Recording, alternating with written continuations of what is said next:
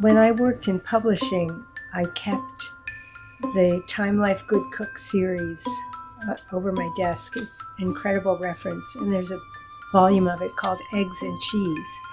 And anytime I opened that book, I would end up like getting lost for an hour. Hi, I'm Bonnie Slotnick, and this is my cookbook shop, Bonnie Slotnick Cookbooks, which has been around since 1997, 25 years, 26 years. Good books you just want to sit down and read. You don't just want to look for a recipe, you want to sit down and read them. And that's a good way to approach a cookbook anyway. It's certainly a good way to approach a recipe. It used to be the case that people from other countries didn't know who Julia Child was because she had no presence there. But after the movie Julie and Julia came out, that was a worldwide hit. And I'll have people from Germany or Italy asking me for a copy of Mastering the Art of French Cooking.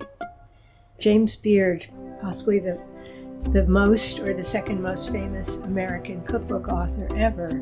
People know him because of the James Beard Awards, and they hear of a restaurant that won James Beard Awards, but they don't know who James Beard was, and they don't know that he lived in the village. And I'm happy to educate anyone who wants to listen to me drone on for half an hour. I noticed in my online reviews it often says that I was so informative, or it's like tactfully saying, get out of there before she talks you to death. There's some businesses in this neighborhood that are owned by very young women who I'm very impressed with. There's a yarn shop on Avenue A. She has the same passion for knitting and yarn and wool that her predecessor did. And I guess that's kind of not cool, but I'm thrilled to be not cool. For the past 24 years, I've volunteered with the New York City Parks Department Mounted Unit, and we do horseback patrols in the New York City parks. So I became one of the people who taught radio codes. And the easiest way to do it, and I like it to be fun too, is to set up scenarios. We usually put a dog, and we discuss how to address a person with their dog off the leash in the park at a time when it's not permitted. And we have, sometimes the other Barbie has committed a crime and she runs away. So I use those Barbie dolls when they're not busy acting as the runaway brides in my gay pride display. I love to watch adults who are just browsing through the children's cookbooks and they find a book that they had when they were little. And it's just, I totally identify. And that's one of the best things about having this store. It's kind of reuniting people with things that they've lost. It's kind of a theme in my life, I think. I really got the message about this place being like a sanctuary right after 9/11. My store was on the west side then. It was much smaller. And I was closed, I guess, for a day. But again, I always have so much to do. And at that time, there was nothing else you could do. So I went and opened the store, and somebody came in and sat down and read for like an hour. And I couldn't have cared less if she bought anything or if anybody bought anything. But I just felt like she came there for comfort. And I know people still do it now. There are people in the neighborhood who come in periodically and just walk around and look, and they don't need anything, they don't want anything. I've had people tell me that this is their favorite store in New York, and I've had people tell me that this is their favorite place in New York.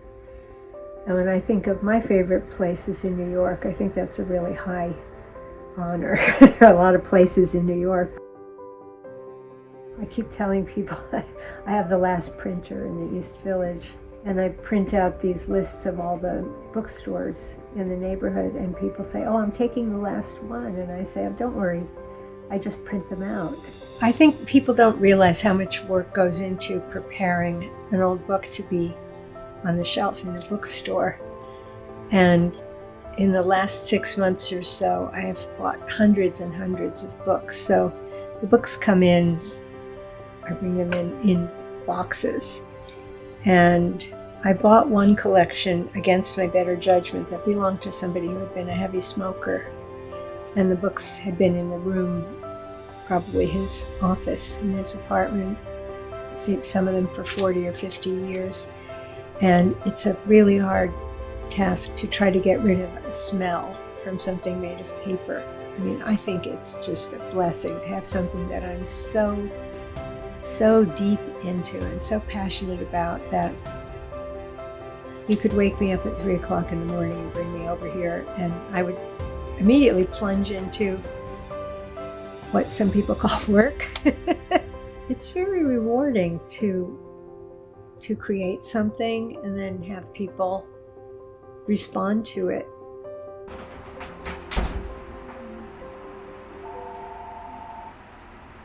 I can show you.